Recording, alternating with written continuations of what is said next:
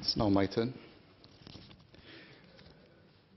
Spent the last year, it's a very long year, thinking about what to say today. I was actually quite tempted to repeat the same speech from last year. Not because you would not notice it, because I'm sure you paid rapt attention to it last year, but because some fundamentals actually don't change. At the heart of everything we do, and we've heard that, is that it surely must be about Singaporeans. But as we all know, what is ideal for the individual is not always optimal for society, for Singapore as a whole. And what's best for Singapore as a whole may not always be maximal for the individual. And if you add in the perspective of time, there are urgent needs of today, and there are also contingencies of tomorrow.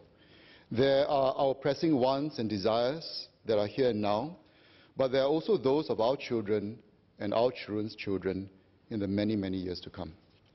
Now, if we are an inherently selfish society, we will only be preoccupied with the individual and the present.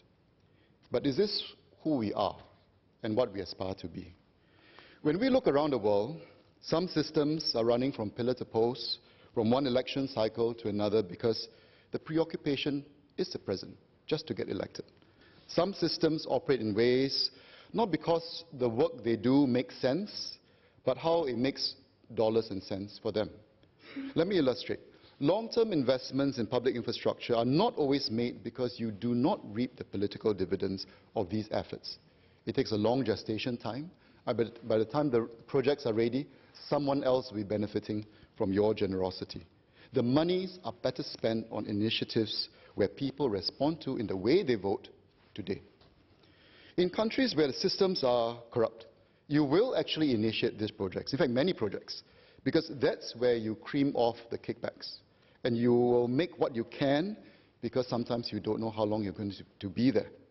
These projects are seldom seen all the way through. Either way, there's precious little long-term planning to talk about, because it is always about me, and it is always about the present. So are we different? Is there, as Minister Heng Swee Keat puts it, a Singapore way, where we are actually interested in others and not just self, and where we are actually interested in our future and not just the present? Otto von Bismarck said, politics is the art of the possible, the attainable, the art of the next best. And that is where we come in. These are the blueprints we lay down and the difficult choices we make here during the budget to attain the possible. Now, to do this well, we need to have perspective.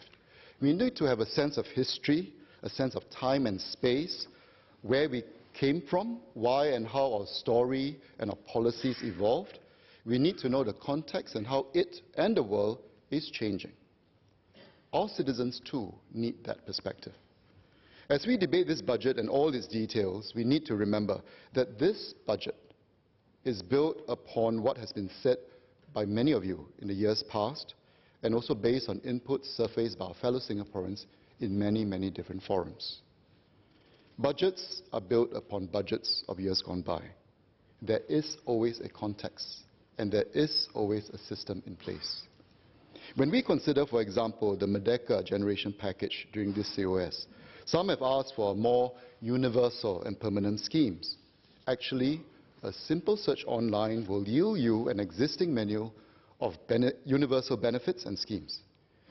When we begin to understand the context of each group that we're looking at, you then realize that there are differentiated needs as well. Hence, you lay it on with various packages. There will be those who feel that they're not directly benefiting from the budget. But it's useful to remember, and we have been through the debates in the last 2 weeks, that we have honored so many different groups. But it's also useful for us to cast our eyes back to previous budgets, where it is clear that we have also benefited in different ways. In this COS, the well-being of one particular animal was at stake. Many supported the slaughtering of this particular sacred cow, including, surprisingly, Mr. Louis Ng. Now, it sounds exciting, but actually it may be quite disastrous if we do not understand why the cow was put out in the pasture in the first place. Streaming changes, I think, are much welcome, but as Minister Ong Ye Kung explained, there was a reason for that cow. Well, every cow is a good cow. No cow is perfect. There are sometimes unintended consequences, because over the years we have learned that it emits methane gas, so therefore it impacts the environment. So over the years, as he has shared, we have sought to trim the cow, adjust its diet, slice off its rump, have a little barbecue, its flanks, and finally we lay it to rest. It's a far less dramatic story, but I think a more accurate one, and a recognition of the work done by many to get to where we are today. I know that the slaying of sacred cows sounds bold, it sounds daring, even romantic perhaps. Dramatic changes always seem exciting. But I think it's useful for us to also remember with a sense of perspective, but that is not the objective. Change is not the purpose. Better outcomes are. So even as we make bold moves, never do it for its own sake. Some have asked if the various budget goodies are part of a cynical election scheme. I honestly have no idea when the election will be, but what I do know is that our Constitution requires us to maintain a balanced budget over each term of government. Towards the end of each term, we have better clarity of the overall budget and how it affords us the space to carry out strategic moves if we need them.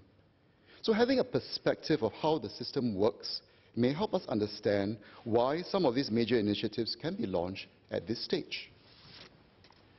And let us also begin to have a sense of reality and see how the world operates elsewhere. Honestly, if this was an election budget, you will not see us budgeting for the Merdeka generation package here. We will shift the burden to the future. That's what most governments do. Because the monies can be spent to make all of us happier in so many different ways. A politically astute government would use this dominance and wherewithal to justify even more spending, rather than still talk about prudence, about balance, about trade-offs, possible GST increases in the next term. It is actually incredibly politically naive to do so. Which government in the world would embark on this when they have funds and reserves to do so many more things to keep the electorate happy? But that is not the way we are. And I don't just mean the government, but I like to also highlight that the opposition, at least this opposition presently in the House, our MPs over the years, in spite of occasional differences and disagreements over details, we support this approach and do not just seek wanton political largesse and populism. But we can only do this, we can only take this approach if and only if our Singaporeans support it. This can only happen if they also understand the issues that are grappled with and debated here, and have that same sense of perspective. But do Singaporeans take reference from what is articulated here or from other sources? Are distortions pervade online much more seductive? Are we Singaporeans very evidence-based in the way we look at things? We talk about false and fake news impacting perceptions. And this is really not trivial at all, because they erode trust, they erode confidence, and ultimately they undermine leaders and institutions, including the Parliament. When that happens, you lose the mandate and space to make the difficult decisions for the long haul and the greater good, even as you endeavor to make life better for individuals today. When that happens, there will be a reversion to the norm. And the norm is an absence of long-term planning. And what will Singapore look like when that doesn't exist? In my inaugural speech in Parliament, I said that we need to be Parliament, we need to be a beacon from where Singaporeans can take reference with confidence when addressing and understanding issues that will matter greatly for collective well-being. To be this beacon and to do this well, we need to gain the trust and respect of the public. This is our business.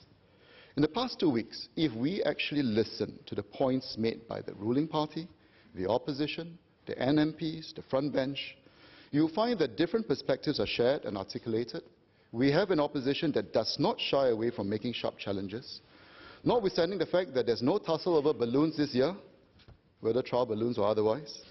You will find MPs on both sides of the House pushing and pointing out issues that may not sit comfortably with government. That is how it should be. I urge you to continue in this vein and for the government to be open, as you have been, to this robust discourse. So if we as a parliament can remain relevant, trusted and respected, our people will afford us that space and mandate to lead and chart the way forward. We will therefore be able to put people and our society at the center of everything that we do, plan for the present as well as the long term, and grapple with all the difficult challenges and trade-offs that need to be addressed. Indeed, we are not done building Singapore. While we may not have the same mudflats to metropolis transformation on the same scale on many fronts, we can continually improve, and we will, and extend our edge so that we can better provide for our people. But we can have a mudflats to metropolis transformation in the kind of people we want to be and the society we can be. Ms. Irene Kueh's sharing and story on her volunteering journey is inspiring and is exactly what SG Cares is all about. As we begin to volunteer, as we begin to lose ourselves in the service of others, we will begin to change. And we will find ourselves as a society where we care not just about self, but also about others, and also about future. And the wonderful thing about this is that it actually doesn't cost us very much, except a bit of organization and a bit of our time. And it is something that every one of us here and every Singaporean can do something about. When we become that kind of society, then I'll say that we will live long and prosper, and that our best years are truly, truly ahead of us. Thank you.